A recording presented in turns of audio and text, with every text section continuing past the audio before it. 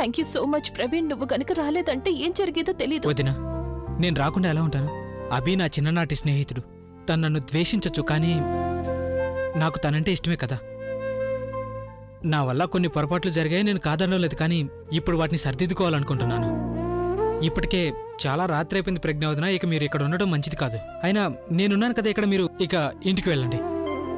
ఆయన బయటకు వచ్చే వరకు నేను ఎక్కడికి వెళ్ళను. రేపు ఉదయం ఆయనతో పాటు ఇంటికి వెళ్తాను. వదిన తెల్లవారుగానే అభిని వదిలేరు వీళ్ళు. అయినా ఇక్కడేమైనా ప్రాబ్లం అయితే నేనున్నాను కదా చూసుకోవడానికి. ఇప్పుడు మీరు ఇంటికి వెళ్ళండి, మీ వాళ్ళని చూసుకోండి. ఇప్పుడు వాళ్ళని చూసుకోవడం మీకు చాలా అవసరం. అక్కడ బుల్బుల్ ఏ పరిస్థితిలో ఉందో అర్థం కావట్లేదు. నాకు తన గురించి తెలుసు.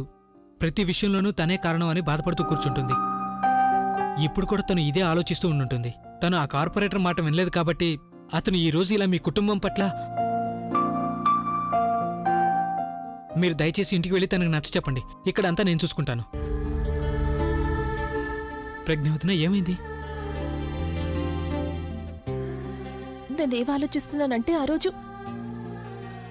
రోజు నేను నీకు బుల్బుల్కి పెళ్లి జరగకుండా ఆపుండాల్సింది కాదు. నాకు నిజంగానే ఆ రోజు వేరే దారి లేదు.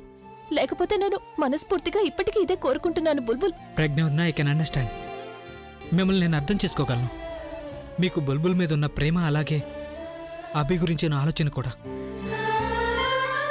ఇక మీరు వీటిని మర్చిపోండి. ముందు మీరు ఇంటికి వెళ్ళి కాసేపు రెస్ట్ తీసుకోండి. ప్రజ్ఞావతిన, ప్లీజ్, అభి కోసం.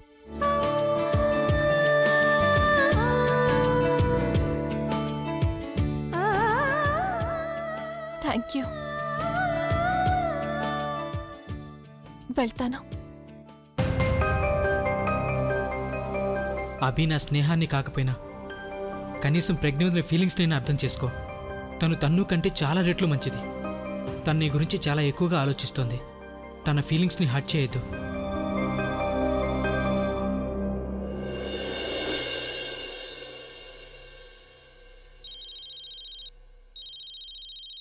హలో ప్రజ్ఞ, అభి బానే ఉన్నాడు కదా? తను పోలీస్ స్టేషన్ నుంచి పంపించేశారా లేదా?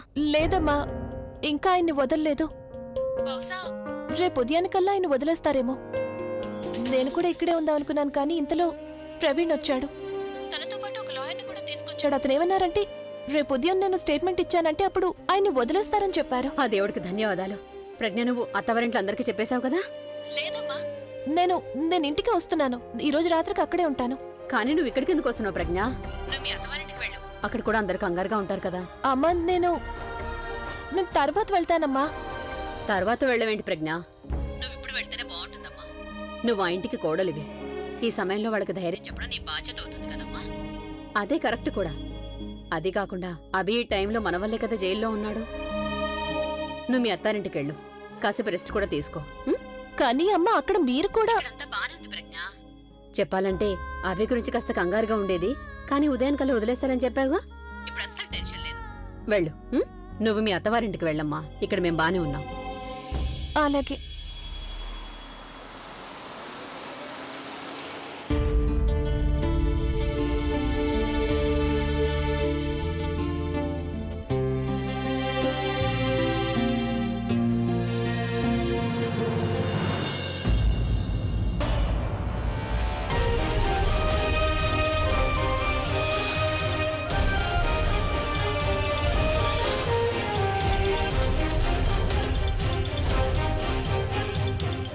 నువ్వు ఒక చెల్లివేనా?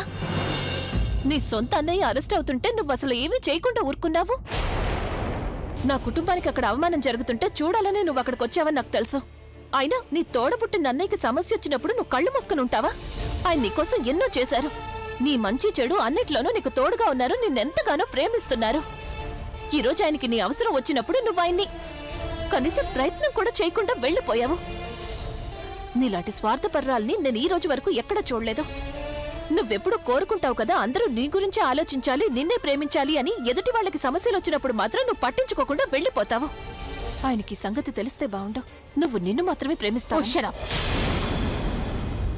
లవ్, రిలేషన్షిప్, ట్రస్ట్, వీటి గురించి నువ్వు మాట్లాడకుండా ఉంటేనే నీకు మంచిది. ఎందుకంటే ఇప్పటిదాకా జరిగిందంతా కూడా నీ వల్ల, నీ కారణంగానే జరుగుతుంది. Yes, you are right. నేనక్కడికి మీ ఫ్యామిలీ రోడ్డు మీద పడుతుంటే చూద్దామని వచ్చాను. కానీ నీ దగ్గర ఏ మ్యాజికల్ స్టిక్ ఉందో నాకు తెలియడం లేదు, కానీ నువ్వు తిప్పగానే మొత్తం అన్నీ నీకు ఫేవర్ గా మారిపోతున్నాయి. చివరికి నా సొంత అన్నయ్య కూడా తను నిన్ను ద్వేషిస్తున్నాడు, అయినా తను నీకు నీ ఫ్యామిలీకి సాయం చేయడానికి అక్కడికి మళ్ళీ వచ్చేసాడు. చెడ్డవాళ్లకున్న పెద్ద సమస్య ఇది. వాళ్ళకి వాళ్ళు తప్ప మిగతా అందరూ చెడ్డవాళ్లలా కనిపిస్తారు. ఈ టైంలో కూడా నువ్వు నీది కాదు మీ అన్నయ్యదే తప్పు. అవును, అన్నయ్యదే తప్పు. బట్ ఐ లవ్ మై అన్నయ్య. అన్నయ్యని నేను చాలా ప్రేమిస్తున్నాను, కానీ అన్నయ్య చేసిన తప్పు తనకి తెలియడం ఇప్పుడు చాలా అవసరం. తను ఒకవేళ నీకు సాయం చేశాడంటే తనకి ఇలాంటి గతి పడుతుందని తెలియాలి. అంత సవ్యంగా జరుగుతుంది. I was so happy. అన్నయ్య నీకు సాయం చేయడం లేదు అని చెప్పాడు, కానీ లాస్ట్ మినిట్ లో నన్ను మోసం చేశాడు. అందుకే అన్నయ్యకి తన తప్పు ఖచ్చితంగా తెలియాలి. చెడ్డవాళ్ళకి సాయం చేస్తే దాని ఫలితం కూడా చెడ్డగానే ఉంటుందని తెలియాలి. అందుకే అన్నయ్య కనీసం ఒక్క రాత్రైనా జైల్లో గడపాల్సి ఉంటుంది. దీనికి బాధ్యురాల్ని నేను మాత్రం కాదు, నువ్వు, కేవలం నువ్వు మాత్రమే.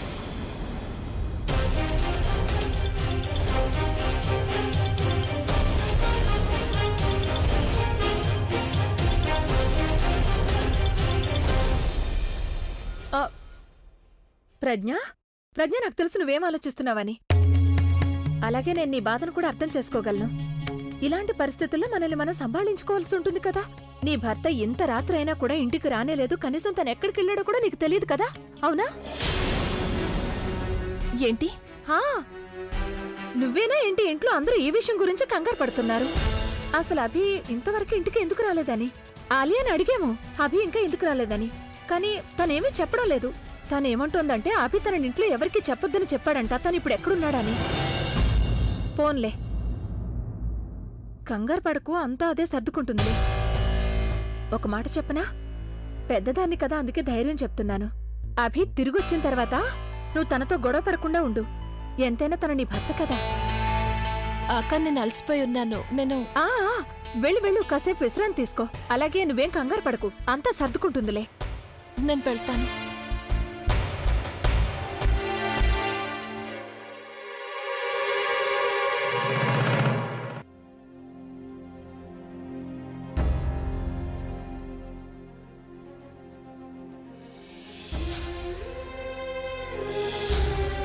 మన బంధం గురించి మన తలరాతలో ఏం రాసిందో నాకు తెలీదు, కానీ ఒకటి మాత్రం చెప్పగలను.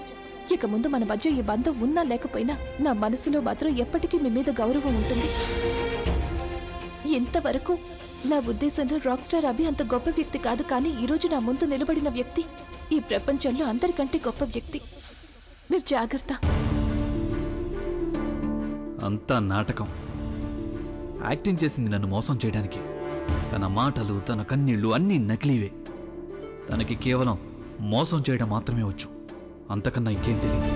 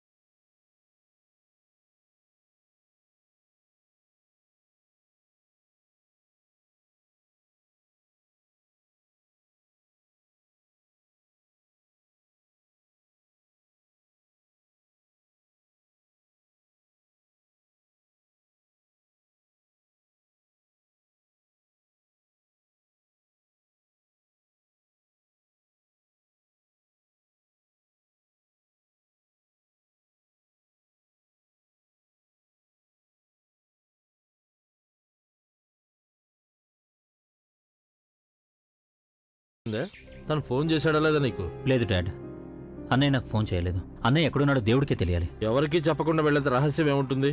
ఇంతవరకు ఎప్పుడూ అభి ఇలా చేయలేదు. కనీసం ఫోన్ అయినా చేసి ఉండొచ్చు కదా. Hello, good morning. వైశాలి, ఆ, ఆ న్యూస్ పేపర్ ఇలా తీసుకురా. ఆ, తీసుకొస్తాను. లేచిన దగ్గర నుంచి పని మనిషిలాగా పనిచేస్తున్నాను. అరే వైశాలి ఇది చెయ్యి, వైశాలి అది చెయ్యి, వైశాలి టిఫిన్ పెట్టు, వైశాలి పేపర్ తీసుకురా. ఒక్క పని కూడా సొంతంగా చేసుకోలేరు.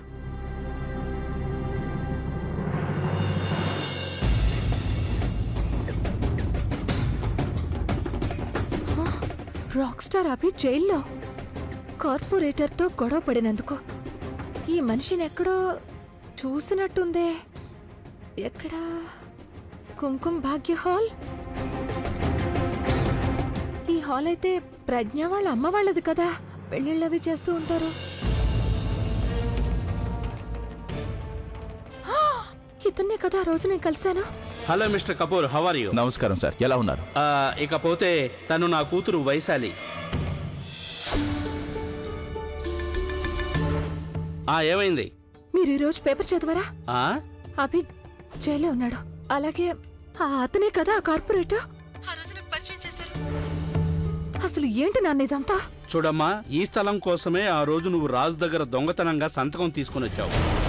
నిన్న కార్పొరేటర్ ఆ స్థలంలో ఉన్న బిల్డింగ్ ను పడగొట్టడానికి వెళ్ళాడు. అభి మధ్యలో ఎక్కడి నుంచి వచ్చాడో తెలియదు గానీ పైగా తను... అసలు మీరేమంటున్నారు నాన్న? ఇంట్లో ఎవరికైనా దీని గురించి తెలిసిపోయిందంటే? లేదమ్మా, ఈ విషయం నువ్వు దాచిపెట్టాల్సిందే. ముఖ్యంగా నీ కుటుంబ సభ్యుల దగ్గర దాచిపెట్టాలి. అలాగే రాజుకి నువ్వు ఈ విషయం గురించి అస్సలు తెలియనివ్వకూడదు. కానీ నేను ఎలా దయగలను? అలాగే నేను ట్రై చేసి చూస్తాను. ఇక నేను ఉంటాను నాన్న. అరే, నువ్వు అక్కడ నిలబడి ఏం చేస్తున్నావు వైశాలి? నేను పేపర్ కావాలని అడిగాను కదా. ఈ రోజు న్యూస్ పేపర్ రాలేదు. నీ చేతిలో ఉన్నదేంటి? ఇది నిన్నటి పేపర్.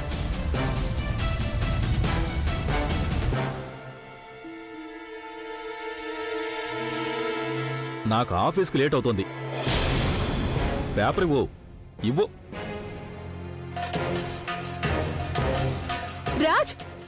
రాజ్ నా మాట వినండి. అరే ఇది నిన్నటి పేపర్.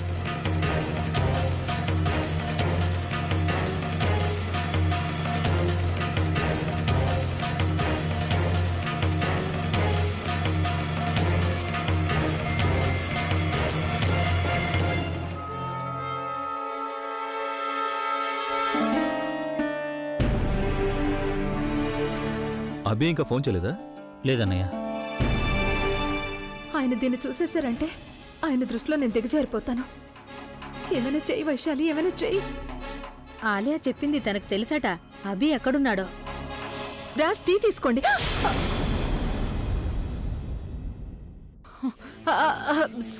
సారీ.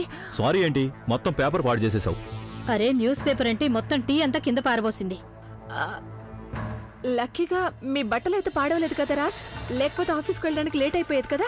అదంతా ఓకే, కానీ అసలు నీ ధ్యాస ఎక్కడుంది? నా ధ్యాస పేపర్. అంటే నా ఉద్దేశం, నా ధ్యాస మొత్తం నీ మీదే ఉంది రాజ్, కానీ మీ ధ్యాస ఈ పేపర్ మీద ఉంది. నేను కన్ఫ్యూజ్ అవుతున్నాను. నా వల్ల తప్పు జరిగిపోయింది కదా రాజ్. నేనేమైనా కావాలంటే పంపేసానే ఏంటి? ఎవరు కూడా కావాలనేవి చెయ్యరు. ఈ తప్పులన్నీ కూడా నీ అజాగ్రత్త వల్లే జరుగుతున్నాయి. అరే నువ్వు కనీసం ఒక్క పని కూడా మీ పుట్టింట్లో నేర్చుకుని రాలేదా? అరే ఎందుకు ప్రతిదానికి నువ్వు తను ఏదో ఒకటి అంటూనే ఉంటావు? ఏదో ఒక వంక కావాలి నీకు. అలాగా? మీరు తనని ఎంత పొగుడుతున్నారో అంతగా అయితే తిట్టట్లేదు కదా నేను. ఇక నువ్వు అలా నిలబడేందుకు చూస్తున్నావు? వెళ్ళి ఆ న్యూస్ పేపర్ని డస్ట్బిన్ లో పడేసిరా. అలాగే వెళ్తున్నాను. మేడం ఇటువంటి నేను పడేసి వస్తాను. వద్దు, నేనే పారేస్తానులే రామ్ సింగ్. కాస్తలో తప్పించుకున్నా వైశాలి, నువ్వు కాస్తలో తప్పించుకున్నా. ఈ బ్రేకింగ్ న్యూస్ని వీళ్ళందరూ చదివేశారంటే రేపటి బ్రేకింగ్ న్యూస్ నాదే అవుతుంది. అత్తవారింట్లో కోడలి హత్య అని.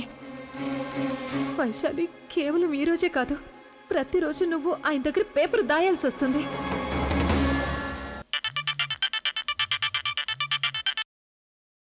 చెబుతాను. ఆలియా, నీకు ఇదొక్కటే దారి దొరికిందా అభిని సరైన దారిలోకి తీసుకురావడానికి? నువ్వింత ఫూలిష్ గా ఎలా ఆలోచించగలిగావు? చూడు, నా మూడ్ అసలే బాలేదు. నువ్వింకా పాడు చేయొద్దు. నువ్వు నీ మూడ్ గురించి కాదు, నీ ఇమేజ్ గురించి ఆలోచించాల్సింది.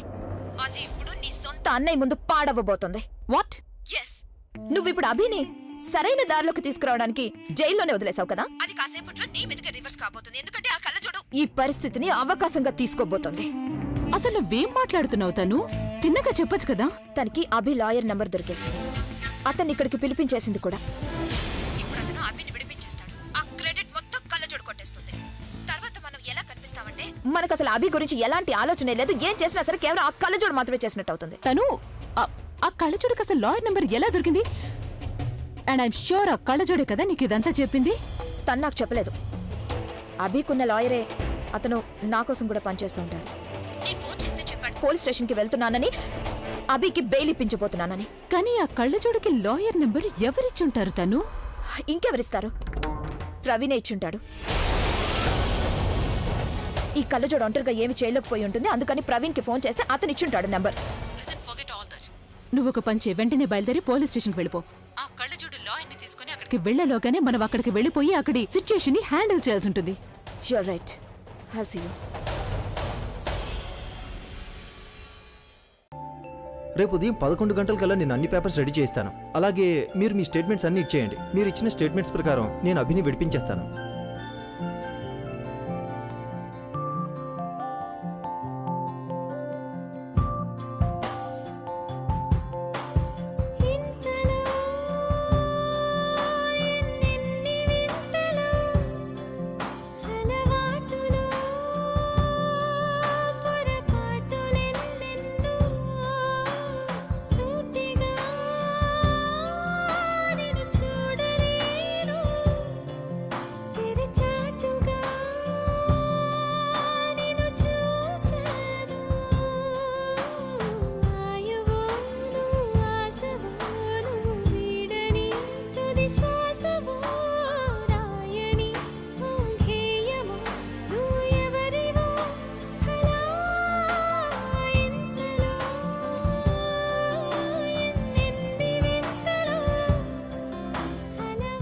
ఏ విధంగా అయినా నాకు నా కుటుంబానికి సాయం చేశారో అదే విధంగా నేను ఆయనకి సాయం చేయాలనుకుంటున్నాను.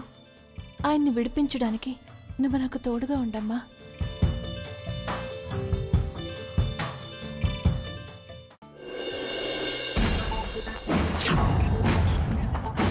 Good morning sir. Good morning. ఏంటి పవన్, ఇక్కడ ఎంతమంది జనం గుమిగూడారు? పైగా ఇక్కడ మీడియా వాళ్ళు కూడా ఉన్నారు. ఎవరైనా గొప్ప వ్యక్తి రాబోతున్నాడా? రాబోటం కాదు, వచ్చేసాడు. ఎవరు వచ్చారు? రాక్ స్టార్ అభి లాకప్ లోనే ఉన్నాడు కదా. అభి ద రాక్ స్టార్ లోపల లాకప్ లో ఉన్నాడు? అవును సార్. అరే ఏంటిది పవన్, పొద్దున్న తాగేసి వచ్చావా? డ్యూటీలో ఉన్నాను సార్, మీరే వెళ్ళి చూడండి. అరే ఏమంటున్నావు నువ్వు? ఒకసారి ఇది పట్టుకో. ఇది నువ్వు ముందే చెప్పొచ్చు కదా నాకు. ఏంటి నువ్వు? అభిని మీరు చూస్తున్నారు కదా, వీళ్ళందరూ రాక్ స్టార్ అభి ఫ్యాన్స్. అతన్ని సపోర్ట్ చేయడానికి ఇక్కడికి వచ్చారు. మీకు నేను మళ్ళీ ఒకసారి చెప్తున్నాను, నిన్న రాత్రి ఒక గవర్నమెంట్ ఆఫీసర్ మీద చేయి చేసుకున్నందుకు రాక్ స్టార్ అభిని అరెస్ట్ చేయడం జరిగింది. కానీ ఈ విషయంలో పోలీసులు మాకు ఇంతవరకు ఏ స్టేట్మెంటో ఇవ్వలేదు. అభి సార్, అభి సార్,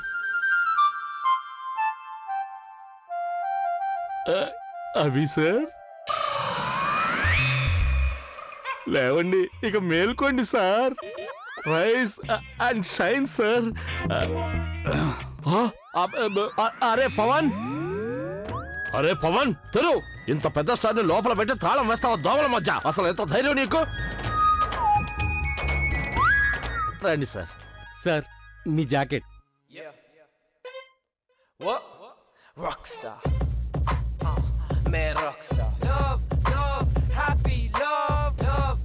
రండి రండి రండి. Please take seat sir, please take seat, please take. Let me introduce my self Vijay Tiwari sir. అందరూ సిఫార్సులు చేయించుకుని ట్రాన్స్ఫర్లు చేయించుకుంటూ ఉంటారు, కానీ నేను సిఫార్సు చేయించుకుని మీ షోకి సెక్యూరిటీ ఇచ్చే పని పూర్తి చేస్తుంటాను.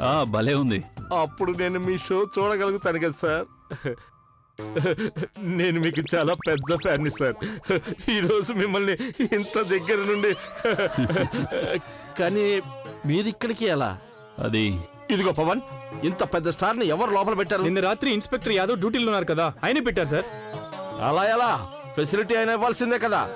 ఎంత పెద్ద స్టార్ కదా ఆయన. Sorry sir, sorry for the trouble. మీకేమీ ఇబ్బంది కలగలేదు కదా సార్? కలిగింది. ఇక్కడ చాలా వేడిగా ఉంది. రాత్రి దోమలు కూడా ఎక్కువగా కుట్టాయి. ఎప్పుడు నేనే పాటలు పాడుతుంటాను, కానీ ఈసారి దోమలు నా చెవి దగ్గరకు వచ్చి మరీ పాటలు పాడాయి. Good joke sir. జోకా? నేను రాత్రంతా నిద్రపోలేకపోయాను. అరే పవన్, ఒక్క మస్కిటో కాయలను వెలిగించి పెట్టలేవా నువ్వు? అయిపోయి ఒక వారం అవుతుంది. స్టేషనరీ ఇంకా కాయిల్స్ కావాలని ముందే చెప్పాను, కానీ బడ్జెట్ పాస్ అవ్వలేదు. సరే సార్, ఈ రోజు సాయంత్రానికల్లా అంతా సర్దుకుంటుంది. ఇక ముందు ఇలాంటి ప్రాబ్లం రాకుండా చూసుకుంటాను సార్. ఇక ముందా? అంటే నా ఉద్దేశం ఏంటంటే సార్, ఇక ముందు ఎవరికి కూడా ఇక్కడ ఎలాంటి ప్రాబ్లం ఉండదు అని. మీరు ఈ లాకప్ లోకి వచ్చారు కదా సార్, నేను ఈ లాకప్ మొత్తాన్ని రెనోవేట్ చేయించేస్తాను సార్. మీరు ఎక్కడైతే కూర్చున్నారో సార్, నేను పగటిపూట అక్కడ కనీసం 2 సార్లు అయినా కూర్చొని వస్తాను. నేను మీకు చాలా పెద్ద ఫ్యాన్ సార్. సార్, నా వైఫ్ ఉందే, తను నాకంటే మీకు చాలా పెద్ద ఫ్యాను. Good choice.